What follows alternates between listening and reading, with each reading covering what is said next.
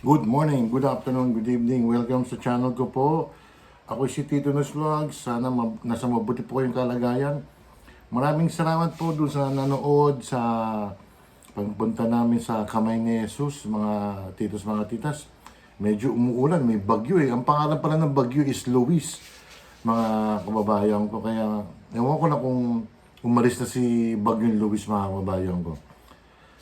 O ito, may ipaparinig ako sa inyo mga kababayan ko kasi hindi ba kahapon, Monday, day 11 ng impeachment, bawat senador nagdadasal, may prayer sila mga kababayan ko.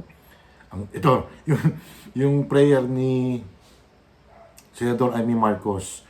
Ang pag-uusapan natin about sa Meralco, about dun sa system laws na sinasabi ni Marcos sa kailangan ni i-ano yan, pag-aralan, i-amendahan, so forth and so on, blah blah blah. Ito mga babayan ko, yung dasal ni Amy Marcos.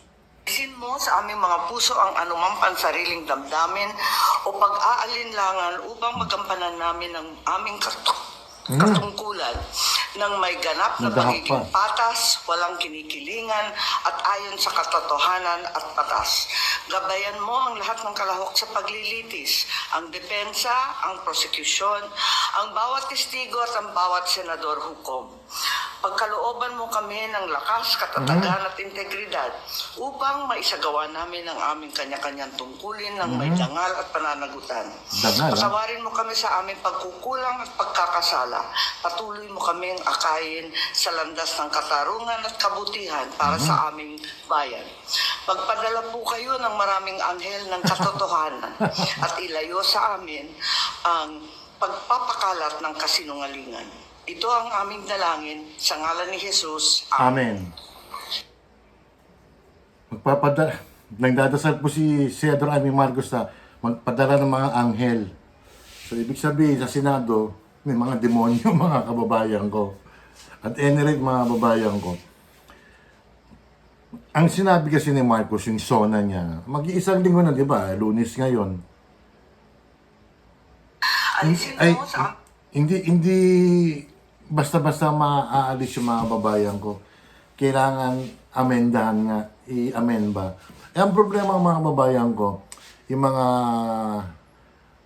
nagbebenta ng power sa atin, lalong-lalo na ang may-ari ng Meralco, na si Manny B. Pangilinan, ang dating may-ari po niyan ay ang mga Lopez. ABS-CBN ba? Yung may-ari ng ABS-CBN. Binenta sa mga pangilin ng mga kababayan ko. Ang sabi ni Pangilin ng mga kababayan ko, ay hindi pa pwede po yan. Malulugi kami. With all due respect, Mr. Pangilinan, nagtrabaho din ako dun sa kumpanya ng tatay mo. Hindi mo siya may-ari, siya yung presidente. Ikaw ba may negosyo ka? Ako na lang, dati may negosyo po kami na rental, apartment rental mga babayan ko. Yung kuryente ba? Siyempre sa kanila ang kuryente. Yung magpapaayos ba ng mga, kunyari nakatira sila ron sa apartment namin, mga almost 5 years na. Yung gate medyo nasira. Napapag-usapan naman yan. Kung gusto mo, tenant, hati tayo. May mga ganyan nangyari. Yung mga tenant ko, napaka mababait naman. O sige, hati na lang tayo. 50-50 or 60-40. Sa akin ang 40. Sa kanya ang, hindi, akin ang 60, sa kanya ang 40 mga mabayan ko. Dito sa kuryente po, sana man lang kung ginagamit natin ang kuryente. Alam mo yung system loss mga babayan ko? Yung mga jumper, mga nagnanako ng kuryente mga babayan ko. Ang dahilan ng Meralco, kasi wala po kaming mga tao eh. So, ayaw nilang malugi. Diyan na lang po. Ay, malayo pala ako, nasa Laguna ako. Yung dating barangay ko, ang dami po dyan ng mga informal settlers. Excuse me po sa mga hindi ko nila lahat. Ang dami po mga nagnanakaw dyan. Bakit hindi nyo putulin yung mga illegal connection dyan? Bandang Payatas, ang dami dyan. Sa Tondo po, sorry po, hindi naman lahat eh. Ang dami po sa ibang lugar. Dito rin sa Laguna, what I know is may mga jumper din iba rito. Mga hindi nagbabayad. Tayo po ang nagbabayad po. Ikaw, yung nanonood dito, yung mga kaibigan ko dyan. Alam niyo ba, bumaba po ang kuryente namin. Kasi nagtitipid nga po kami. Ito nga po, meron po kaming split-type aircon na pinapagalitan na ako ng ate ko na i-on mo naman yan kasi 3 buwan ko nang di binubuksan. Oo nga naman, baka masira eh. Alam niyo ba, yung May, 11,000. June, naging 10. Itong July, naging 9 na lang po. Kasi nagtitipid nga po kami. Sana naman bumaba na. Sabi ko sa anak ko, huwag masyado mag-i-aircon. Pag malamig, huwag nang gamitin.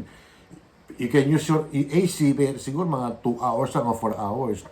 Kasi pag magdamag alam mo naman, ang lakas kumain niya 15 pesos nga po ang ano ngayon ang per kilowatt na paano man nagtatrabaho dyan? Kung umaasa lang sa yung mga minimum wage earner, mga babayan ko, kami naman po, minsan kinakapos po. Minsan, hindi naman minsan, yung ate ko talagang, ano yan, siyempre, may aircon din siya. Alam niyo na po yun. Kung walang ganun, kung walang division of labor, yung chip-in ba, wala. Baka magpaputol kami. Kaya si Mr. Manny B. Pangilinan, ang customer ang nagsasuffer. Ayaw niyong malugi. At itong gobyerno naman to, napakahina. In fairness naman, kay BBM, in dating administrasyon ni Duterte, somehow, hindi pa nararamdaman kasi mababa nga ang kilowatt per hour. Kasi dati nagiging 10 pesos lang yan. 11, 12. Pero ngayon po, 2 buwan po sila na-increase. And then itong August na to, what I know, mag-i-increase na naman. Ayan po, ang daming mga binabayaran natin, o mga hindi naman natin ginagamit. O for example, ang generation lang namin po is 5,272. O, ang binayaran ng anak ko, magkano ba? Wait 9,218. May malaki po, naku, grabe yun. Yung distribution charge, 1,444. Matindi rin yan. Yung system loss, mga babayan ko, 498. Maybe ang generation charge is, maybe simple, gumagamit tayo.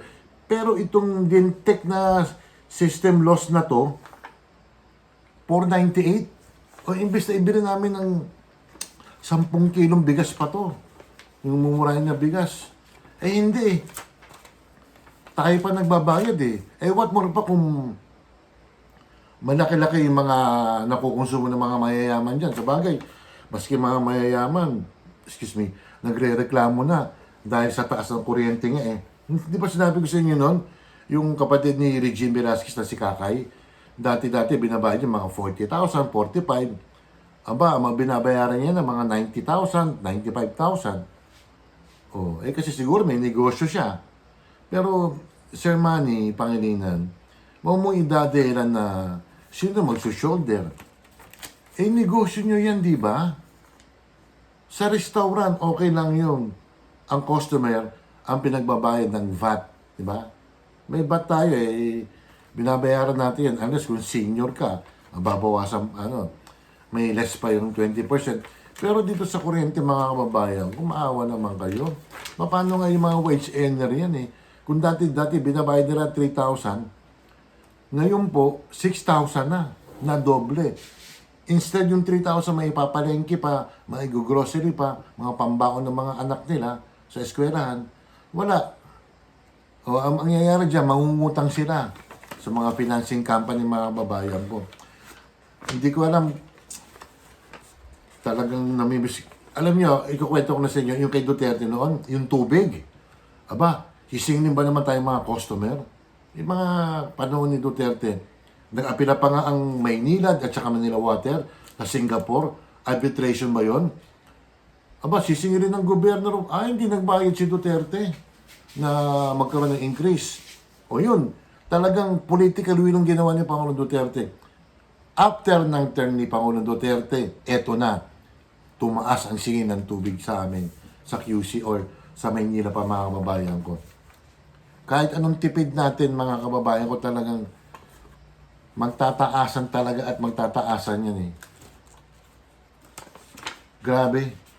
What kayo kung mag-strike tayo? Huwag tayong gumamit ng kuryente ng isang araw. Ang problema, ang sabi ng Ate Ruby, Wi-Fi is life. Oh. Kasi pag wala tayong Wi-Fi, hindi tayo kasi part na ng buhay natin yung internet, di ba? Yung panahon ko naman, wala namang mga ganyan eh. Kami ni Mrs. noon nagdiligawan kami. Telebabad lang kami. Mga 2 oras ang usapan. Ngayon, hindi na. Kasi kailangan ng Wi-Fi, siyempre, kuryente ang gumagana dyan. Pag walang kuryente, walang Wi-Fi. Magdi-data ka, gagastos ka ng 100. Yung 100 mo, isang araw lang yan. O kaya, Sir Manny, bagay, naintindihan kita, negosyante ka eh. Di ba?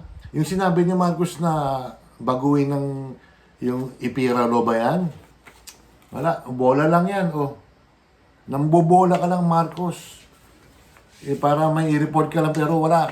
Yung mga pinagsasabi mo, mga imposible. Isisingit ko lang yung racket na yan. 100 milyon ang gagastusin next year kung matutuloy man yan. Na ang height ng rocket is only 10 feet. 3 feet na lang. Ilan pa si Wembanyama? 7.5. Mga 2.5 feet na lang eh. Kasi taas siya na yung rocket. Kalokohan yan. Unahin nyo muna yung unahin nyo muna yung mga kailangan ng mga kababayan natin. Yung subway niya eh. Instead na matatapos ng 2028 eh, 2032 pa. Mga tinamakay mga lintik. Yung ponto para doon eh, kung saan nyo lang nilagay. Kaya, pinagdanakaw nyo pa. Di umano. Okay na mga kababayan, kung sino bang nakalimutan ko yun. Basta shoutout na lahat sa inyo na dyan. Sino ba yung mga bagong kaibigan dyan? Ayun na lang, baka may inggit pa kayo eh. Paki-like, share lang po, paki-subscribe ha. Maraming salamat po at mag-iingat kayo. Bye.